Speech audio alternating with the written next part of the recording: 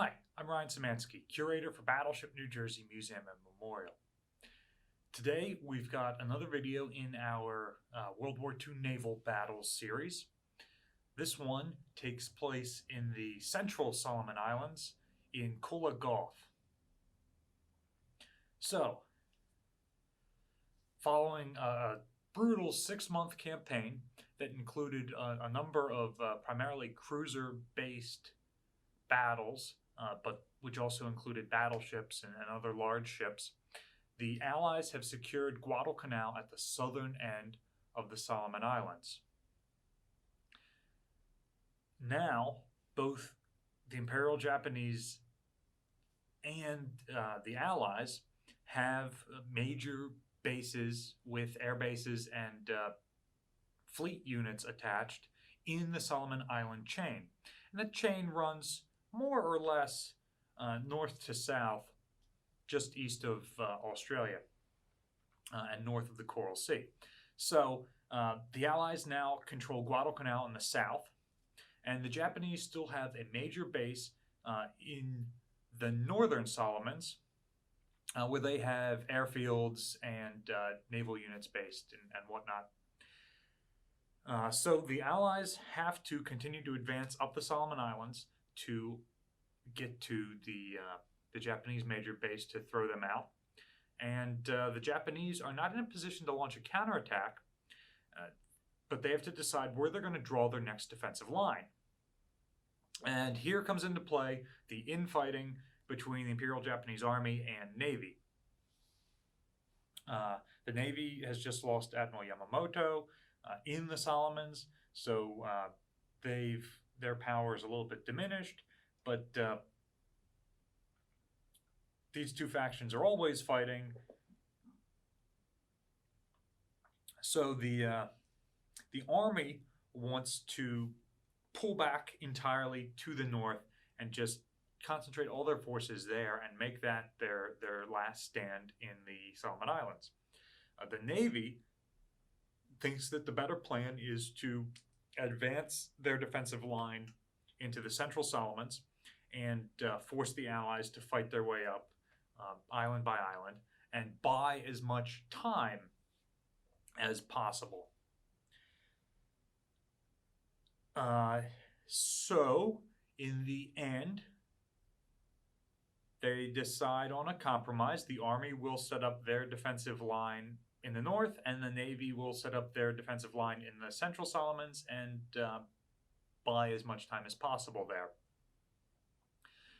So now we're going into July of 1943. So we're already like a year and a half into the war. The Japanese advances of the first 6 months are out. The Allies' initial advances are out, and now the balance of power is starting to shift, but it hasn't shifted completely out of Japanese control. The Japanese can still match the Allies ship for ship and plane for plane, and because of their divided strategy, they can't exactly match the Allies man for man. In fact, in a lot of the land battles here in the Central Solomons, the Japanese will be outnumbered 3-1, which is common numbers for amphibious invasions. The attacker, because they're attacking prepared defenses, tend to need 3 times the manpower to ensure it's going to be fairly successful. However, the Japanese are fairly successive in their delaying tactics here, and they're going to start to develop and implement a lot of the tactics seen that are pretty well perfected by the end of the war. So the Allies are landing in the New Georgia group, which is in the Central Solomons, and islands that World War II fans might have heard of from here are Vella La Vella, Kolombangara, and Rendova. Rendova is where the Allies choose to make their next attack. In that area, the Japanese have a small airfield. They don't tend to base aircraft there, but it makes a good place for their aircraft to stop if they're damaged or if they need to refuel on the way to Guadalcanal or on the way back. So the Allies want to take this airbase and deny that to the Japanese. Piece of cake. These islands have small settlements. There's a limited colonial presence, which at this point has turned into a coast watcher network, and there are, of course, natives there. But by and large, these islands are nearly impenetrable jungles. So the settlements are pretty well defended by the Japanese. So the Americans, rather than attacking them head on, try to land miles away in the jungle and then cut their way through to attack from behind. And it turns out jungles are very easily defended. So when the Japanese know this is happening, they're able to do it.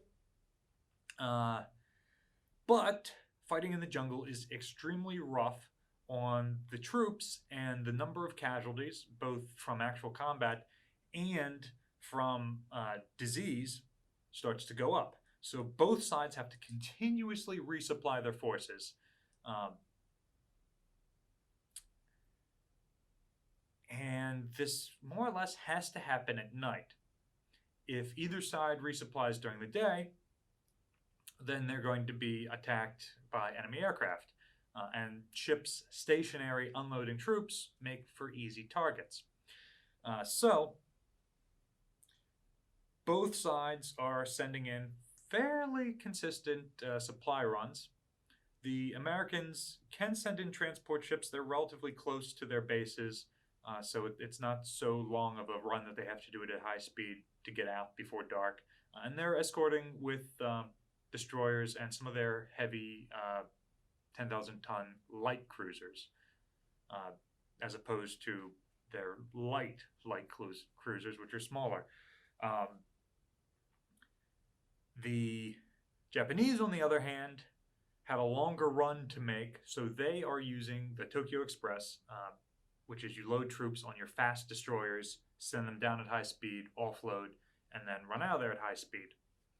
This is not very efficient, and it ends up chewing through their warships, which they really need for submarine escorts, but unable to protect their slow-moving merchant ships, which are also a precious commodity to the Empire. This is what they chose to go with. So, prelude to the battle, the Americans make some landings. Some U.S. destroyers, Strong and Chevalier, are doing shore bombardment. Some Japanese destroyers are in the area, led by the Niizuki, and they see the American destroyers moving relatively slow in an enclosed bay to do shore bombardment, and they launch a bunch of torpedoes into that bay. And one of those torpedoes hits USS Strong and sinks her. And that happens from a range of 11 miles. The Americans never saw that the Japanese destroyers were there, even after the hit had landed, and assumed that it had come from a torpedo.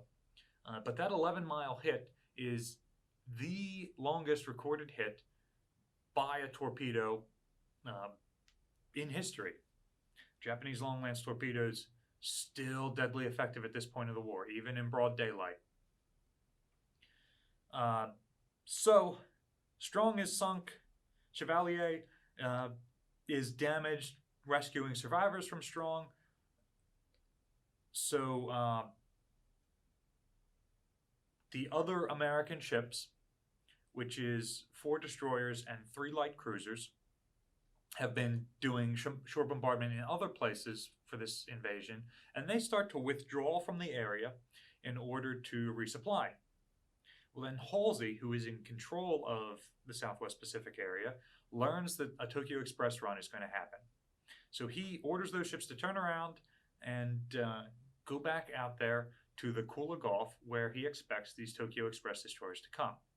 So the American force is led by Admiral Ainsworth, and it's 3 Brooklyn-class light cruisers: Honolulu, St. Louis, and Helena. The London Naval Treaty tried to limit the number of heavy cruisers that were out there, 10,000-ton, 8-inch armed cruisers. So when this goes into effect, the United States stops building 8-inch armed cruisers for a period of time and instead switches over to building 6-inch armed light cruisers. But they're still only limited to 10,000 tons, so they have the same armor as the heavy cruisers. They just have a lighter gun. So whereas a typical American treaty heavy cruiser has 9 8-inch guns, the Americans build the Brooklyn and subsequent St. Louis class with 15 6-inch guns in 5 triple turrets. So these guns have an extremely high rate of fire, and they're manually operated because the projectiles and the powder casings are fairly light, so you can hand load them, which tends to be faster than automatic loading on ships like this. So these ships attain really, really high rates of fire and can really just smother an area with projectiles.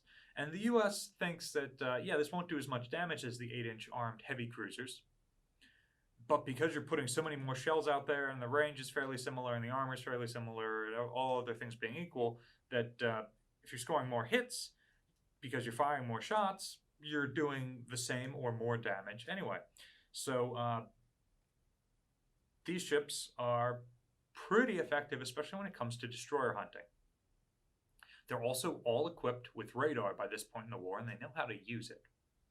And these 3 light cruisers are being escorted by the destroyers Nicholas, O'Bannon, Radford, and Jenkins. Meanwhile, on the Japanese side, the flagship is the destroyer Niizuki, which had led that successful torpedo attack, and Admiral Akiyama is commanding from Niizuki. With Niizuki are the destroyers Suzukaze and Tanikaze, and those 3 ships were not loaded with troops. They were the escorting destroyers. The remaining destroyers were Amagiri, Hatsuyuki, and Nagatsuki. Those 3 formed one group loaded with supplies and troops, and then the other group, Satsuki, Mokazuki, Mikazuki, and Hamakaze carried the rest of the troops and supplies. So the Japanese force is coming down in the darkness. The American force picks them up on radar and starts firing with the fast-firing 6-inch guns of their light cruisers and the faster firing but lighter shells of the 5-inch armed destroyers. And this battle ends up taking just under a half hour for the main part of the action before both sides have suffered casualties and pretty much mutually break off the engagement. So the Japanese are caught a little bit flat-footed and do what they do when they're caught flat-footed, which is to say they launch a spread of torpedoes, and the American ships are able to land several hits on Niizuki, the flagship, the lead ship of the column, and they manage to sink her outright with gunfire, and they kill Akiyama in so doing. Meanwhile, the light cruiser Helena has been, because she had done shore bombardment, she used all of her flashless powder.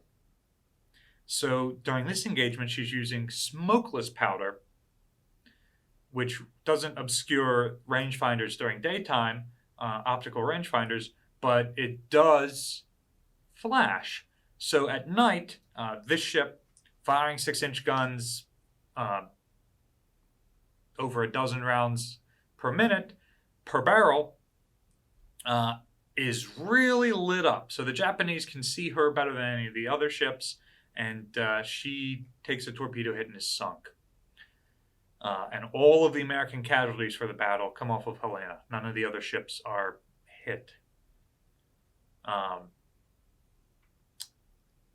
Meanwhile, in addition to outright sinking Niizuki, which takes most of the American fire, the destroyers Amagiri and Hatsuyuki are also damaged.